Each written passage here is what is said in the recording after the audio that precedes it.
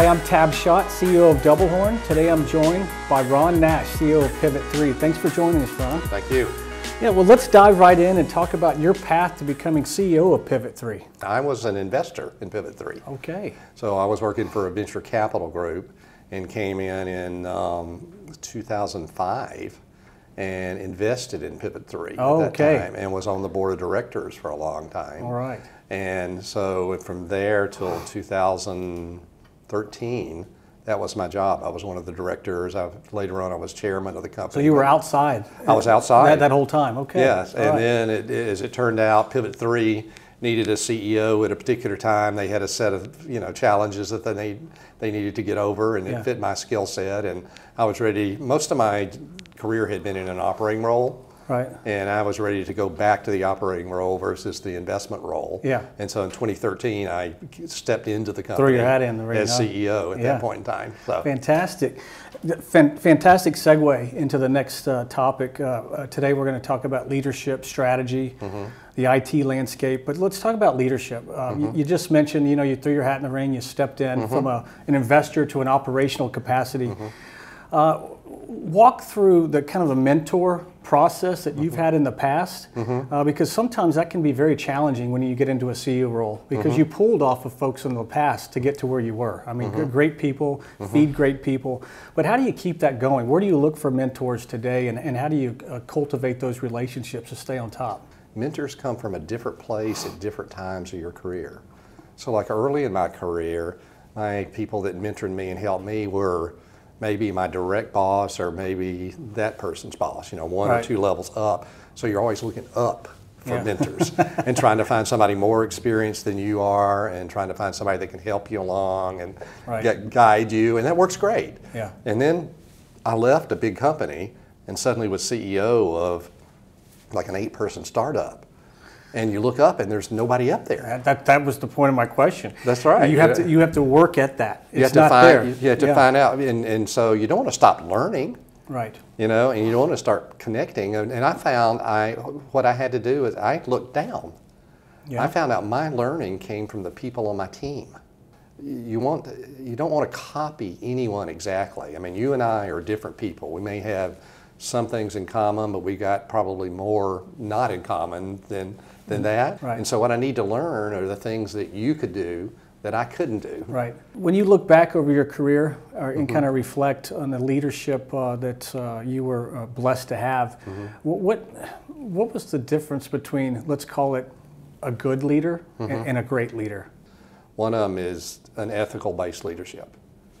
I mean, it's like as a leader, you can't say, this is what we're going to do in the company, because a year from now, it's going to be a little different. Yes. If you're agile, and a year after that, it'll be a little different again. And thriving, so you can't, on a policy basis, align people. Right. So what basis do you have to connect people to you? And I think it's ethically, that you're fair, you're calm, not a moment that you look. I think it's all those types of things that allows people to line up with you. Early in my career, I had a mentor, a PhD. He was a vice president of this company, and he was tough, aggressive, just wildly so, I mean, he would go into any situation and take command of it and everything like that. And I was, much more mild-mannered. I grew up in the South, and, you're a little more soft-spoken and mild-mannered and everything. And so I remember one time we had both been working on another division of the company. He was like the fix-it man, the thing of last resort. Okay. When something is totally messed up, this person parachutes in, takes control, and does it. And so we were working, and he was planning to go to this meeting, and I was going with him, kind of like his staff support. Then right before we were going to get on the plane or head to the airport, he said, okay, I'm sorry, something else come up, you do the meeting. And I said, you are crazy. There is no way that these people will do it. And he said, look, let's try experiment. He said, I tell you what, he said, go do it. Just do the act like me. He kept saying, act like me. And because he said it'll get you out of your own personality and it gets you out of your comfort zone. You can't get out of your comfort zone, but if you just think of yourself like an actor in a play and you're acting like me, you can do this. And I guarantee you it'll work. And if it doesn't, he said, if it doesn't work and these guys rise up and rebel against you, I'll give you a raise.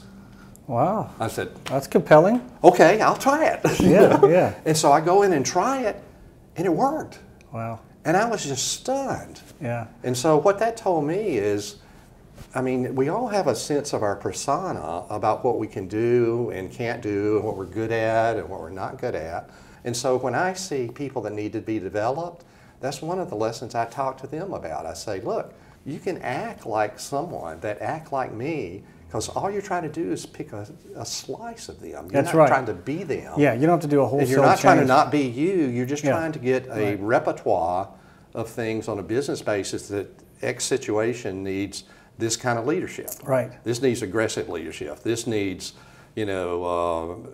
leadership to try to get everybody to build consensus. Right. And if you're smart enough to see the situation, and you are willing to have a bunch of leadership styles that fit the particular situation, you become much broader and much more powerful. And so I identify people where I see that, in a room of 12 people, there's one that really has the answer, that really knows what to do. Yep. But the other ones that are louder, taller, more experienced, older, whatever, more aggressive, they're not getting the share of mind of the meeting.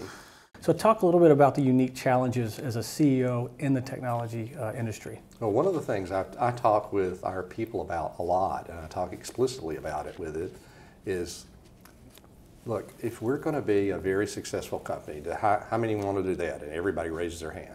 Yeah. How many want to grow fast so you'll have lots of opportunity? Everybody raises their hand. And I say, okay, now let's think about the implications of that. People can grow and we can all develop, but like we're running this company, we're almost doubling every year. Wow. Does your intellectual capacity double in a year? No. Probably not. Does your skill set double in a year? Probably not. So, right. I mean, in one way, if you could keep your present job and this thing expands around you and doubles every year, you're just getting lifted like crazy. Yep. Because people have the headset of, the way to fame and fortune is to get promoted to the next job and the next job and the next job, the higher ranking one. But in a technology company that's going at a fast growth rate, you got to say, how do I build this thing underneath me? And so I tell people, I want you to do something that's hard for people to do. It's hire people smarter than you. Yep. And they all kind of cringe and fold their arms. Well, it's uncomfortable. Because it's threatening to them, yeah. And I say, well, look at the people that report to me. The people that report to me, the senior leaders of this company, 2/3 of them have been CEOs before. Yeah. And most of them could step into my job any day. But we're growing so fast, they're just too busy to do it. And so if you get people with the right ethics, we're stronger if we all do these types of things.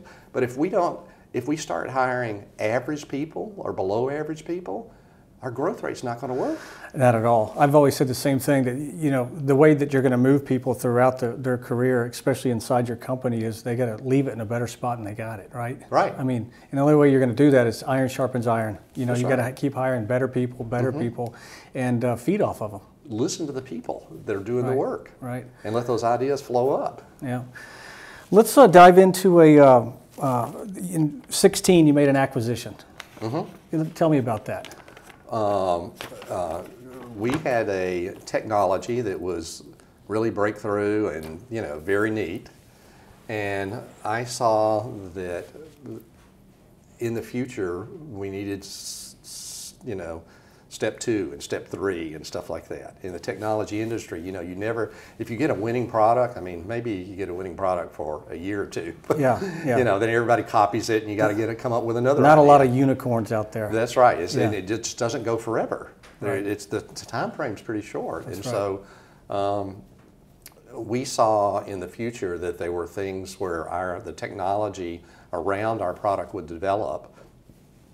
I happened to find a company that was a smaller company that had those technologies already. They were using something different than we were using them for, but that was something that you could put their technologies and ours together and it would be much more powerful than either. So it was more about getting strategically speaking, it was more about getting a better solution set or a portfolio enlargement than it was customer base or revenue. Correct. It had nothing to do with the revenue, it had nothing to do with the customer base. I wanted the technology and the people that built the technology. Right, okay. So those were the two valuable things. Those were the two assets. A bunch of smart people and a bunch of technology that they had built that we could bolt together with our stuff. Put a good sales model, go-to-market strategy around that. Yeah, that's right. You know, because it enhanced the value of our technology. So we did an acquisition, and then you got two different people. I was about to ask that about the unification. Yeah. You know, M&A activities, and you're probably about to say this. People underestimate it.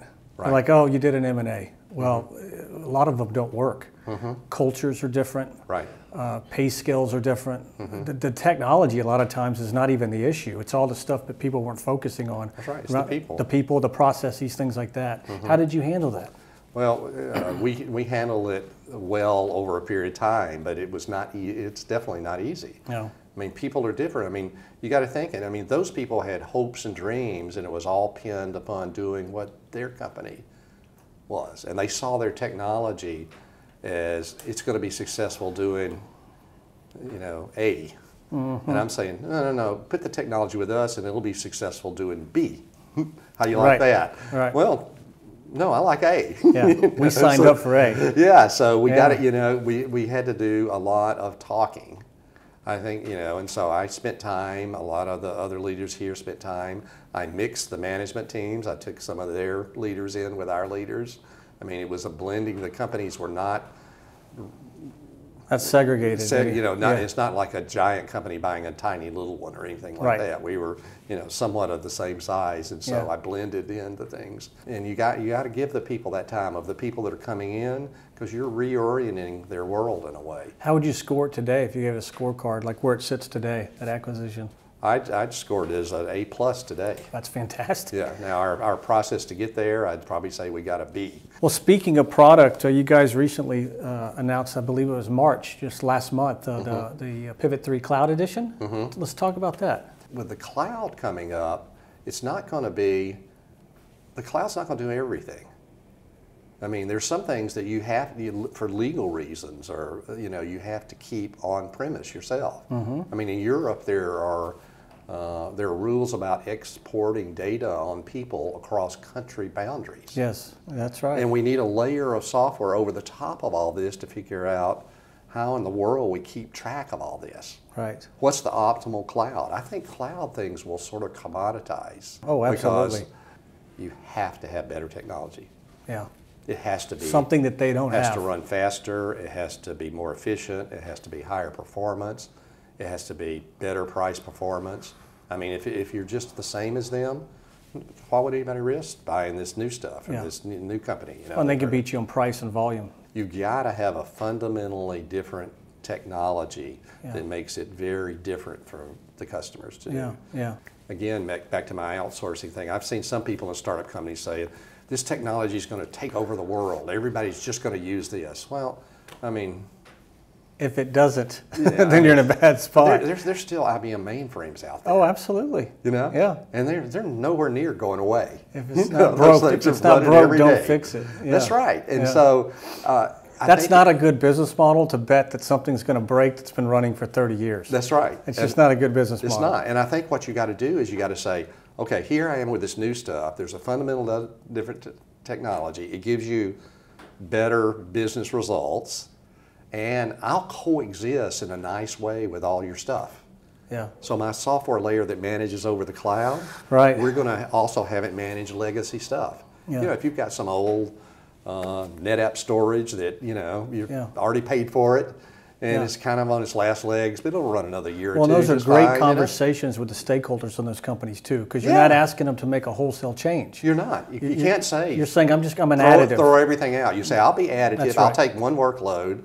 Now, as you are retiring gear, look at me and maybe expand mine. Right. You know, and we can do it that way. But in the interim, I'll exist with that stuff. That's right. So if I've got an economic engine that decides which cloud to run in, which on-premise, like if some old legacy equipment, and I'll do what's best economically for the customer. Yes. then you got something to talk about, because none of those other vendors, the big guys, want to work with each other's equipment. No, that's when you can play to their vanity, right? That's you right. can play against them. Yeah, I agree 100%. So I think those are the kind of rules, not the rules, but the paths to success, say. Yeah. I think that you would have to say. Well, thank you for your time today, Ron. This is great. Thank you. Yeah. Well, we enjoyed having you all, and we look forward to seeing you guys at our next C-Level chat.